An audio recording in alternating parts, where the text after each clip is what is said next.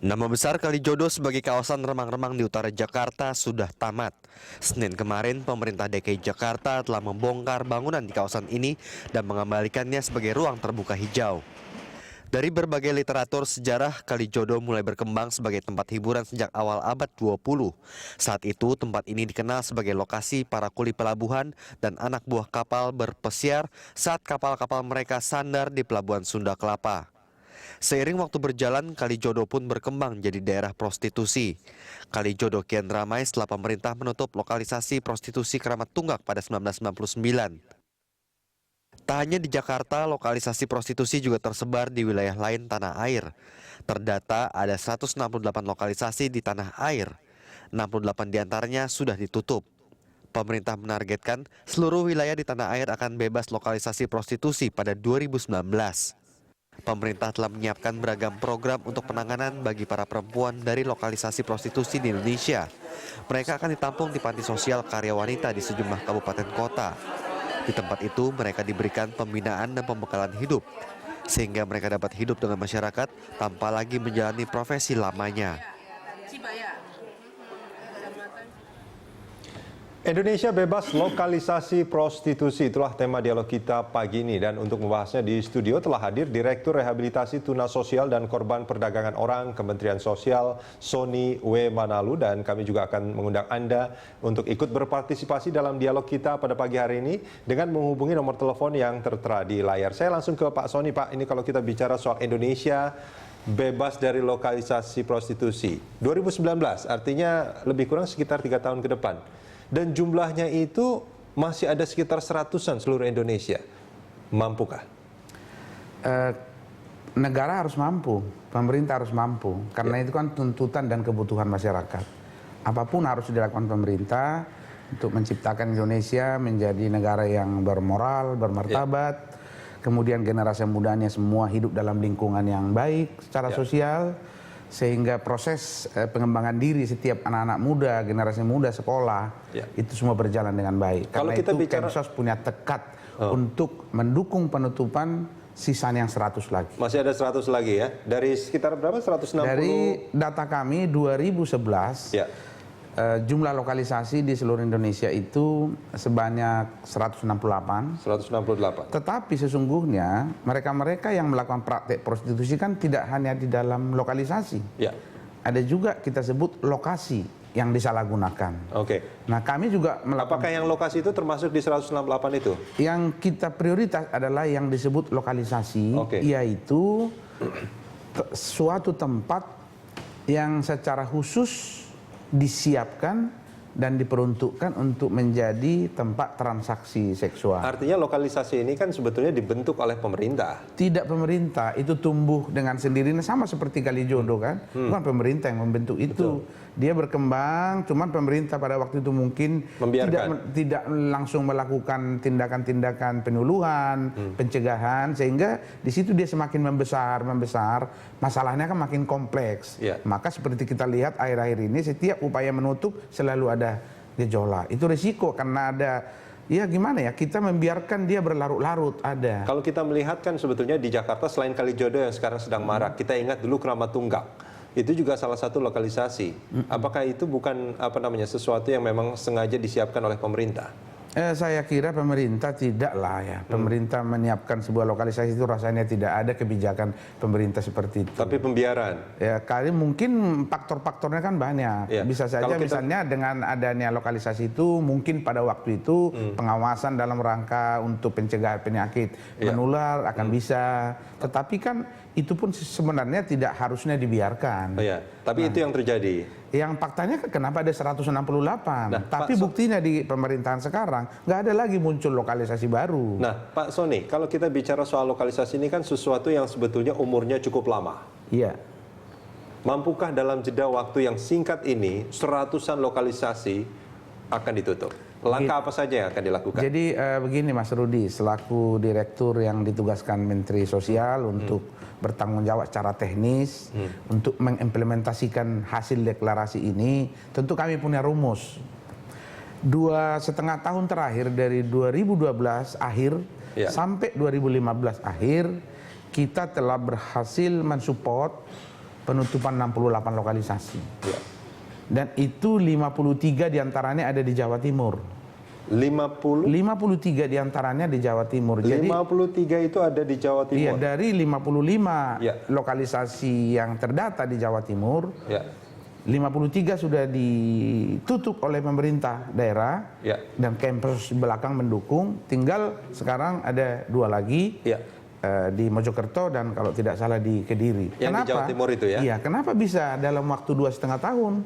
Karena political will-nya pemerintah Jawa Timur dan pemerintah kota, kabupaten semua sama kuatnya. Oke. Contoh misalnya di Surabaya, ketika gubernurnya memberikan supporting dari provinsi, disambut oleh Ibu Wali Kota, Ibu Risma, maka di sana hanya dalam waktu 1 tahun 6 lokalisasi bisa ditutup. Dalam 1 tahun. Mulai dari lokalisasi Tambak Asri, Dubak Bangun Sari, Kelakah Rejo, Sememi, Jarak, Doli. Saya sudah hafal malah. Ya, hafal benar.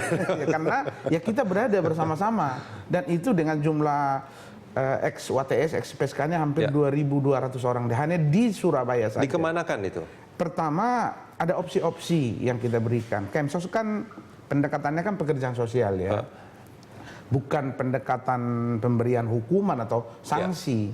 Jadi kita lakukan pendekatan dari hati ke hati melalui para pekerja sosial kita. Ya. Tentu langkah yang kami lakukan adalah melakukan rehabilitasi, pemulihan Ya. perilaku psikis, sehingga kita harapkan dia bisa kembali ke kehidupan yang normal di tengah keluarganya. Pak Sony, ini kalau tadi disebutkan ada sekitar 2.000 orang itu di sekitar 53 lokalisasi itu, ada 2.000-an. Lebih malahan. Lebih dari 2.000 Jawa Timur orang. itu lebih, hampir 3.000-an lebih. Tadi tadi sebutnya sebagai WTS atau PSK lah, seperti itulah ya. Kami memang bahasa kami masih menyebutkan dia kan memang kurang enak dengarnya wanita tunasusila ya. Oke. Tetapi sering kita lihat di dunia maya itu disebut PSK. PSK. Oke, WTS atau PSK ini, apakah mereka memang orang lokal situ atau sebetulnya dia berasal dari daerah yang berbeda? Jadi pada umumnya Mas, hampir mayoritas mereka-mereka yang berada di lokalisasi itu bukan warga daerah itu. Artinya ada yang membawa ke sana. Iya, sudah pasti. Artinya gini, ada yang membawa ke sana atau mereka memang sengaja pergi ke sana untuk melakukan itu? Itu kan sesuatu yang agak berbeda akhirnya. Jadi beberapa modus, Mas, yang sudah kita temukan di lapangan, tapi kebanyakan dari mereka adalah dibawa.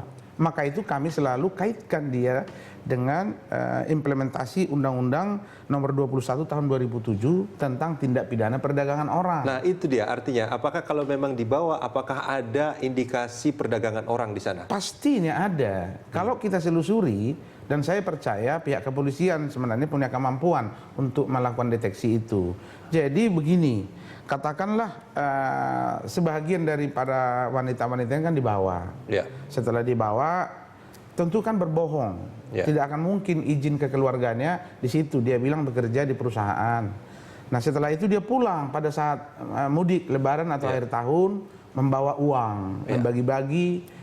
Dilihat oleh wanita lain, sahabat-sahabat ini, kok kamu penghasilannya bagus, pulang-pulang bawa duit. Nah, ini dirayu, ikut saya. Oke. Nah, yang seperti itu banyak kejadian akhirnya datang sendiri. Oke. Di sana ditampung oleh yang kita sebut dengan germo dan mucikari. Oke. Nah, germo mucikari inilah yang seharusnya mendapat perhatian serius dari pihak kepolisian. Karena mereka lah yang mengeksploitasi di dalam lokalisasi itu. Dari 53, taruhlah yang di Jawa Timur saat ini, 53 lokalisasi yang ditutup itu. Bagaimana nasib germo dan mucikarinya? Apakah itu berhubungan dengan polisi saat ini? Apa ada yang berhubungan dengan polisi? Jadi saya punya pengalaman ya di Jawa Timur itu, bolehlah kita mencontoh ya ke provinsi yang bagus manajemennya. Di sana ada komitmen bersama. Yang saya tahu dulu tahun 2012, pemerintah provinsi memberikan dukungan terhadap penanganan germo dan mucikari. Ya. Pemerintah kabupaten kota bertanggung jawab melakukan pertama pemberdayaan kepada masyarakat di area lokalisasi itu dan merefungsi eks-lokalisasi itu menjadi tempat yang lebih baik, tempat yang layak untuk ditinggali secara sosial. Oke. Itu kalau di Kramat Tunggak itu jadi Islamic Center itu Iya, jadinya sekarang. kira-kira sama dengan di kota Jambi juga sudah ditutup 2 dan itu direncanakan akan menjadi Jambi pusat. itu kota kecil itu kan? Kota kecil, tapi di sana ada 2 lokalisasi yang cukup fenomenal. Itu lokalisasi Payo Sigadong dan Langit Biru. Masih ada nggak? Sudah ditutup. Artinya selain dua itu apakah masih ada lokalisasi? Cukup. Kota Jambi sudah bebas lokalisasi. Oke, baik. Nah, ini ada satu penelpon, Pak Anto dari Cibubur. Pak Sony kita angkat dulu. Selamat pagi Pak Anto. Selamat pagi. Silakan Pak Anto responnya soal tema kita pagi ini. Ya, saya juga pertama ingin menyarankan kepada Berita Satu agar bisa mengundang juga kepala-kepala daerah yang tadi ada daftar mengenai lokasi-lokasi prostitusi itu, seperti kayak di Kaltim, di mana itu tadi di Surabaya, di Jawa Tengah. Nah, supaya apa? Karena ini terus terang aja, kemarin ya contohnya bulan lalu saya berkunjung ke Bandung ya, ke kota Bandung. Nah, sangat miris karena wali kota Bandung menyatakan bahwa Bandung itu indeks kesejahteraannya cukup tinggi. Nah, ternyata itu saya melihat di Jalan Ibu Inggit itu, Jalan Ibu Inggit ya, Jalan Ibu Inggit, itu sekitar jam 9 malam itu bergentayangan itu pelacur-pelacur di jalanan wanita tunasusila itu. Nah, apakah itu dikategorikan dengan kesejahteraan kota Bandung cukup tinggi? Itu loh. Ya. Nah, ini yang sangat saya sangat sayangkan karena apa? Para wali kota itu merasa daerahnya cukup sejahtera, padahal mereka tidak mengecek ke lapangan itu. Bayangkan aja kalau seandainya ditemui oleh anak-anak sekolah malam-malam begitu, ya kan? Itu bergentayangan di pinggir jalan dengan ya masih pagi loh, jam 9 malam itu belum malam banget kan? Ya. Untuk wilayah kota Bandung. Nah, saya sangat miris ini dengan Pak Ridwan Kamil yang menyatakan bahwa kota Bandung itu bebas daripada wanita tunasusila itu kan, maksudnya kesejahteraannya cukup tinggi gitu loh. Baik Pak Anto, terima kasih responnya, kita akan bahas ini. Ya, Pak Sony kita jeda sebentar, kita akan bahas apa yang disampaikan oleh Pak Anto nanti di segmen berikutnya. Kita jeda sebentar, pemirsa jangan kemana-mana, Dialog Pagi akan kembali sesaat lagi.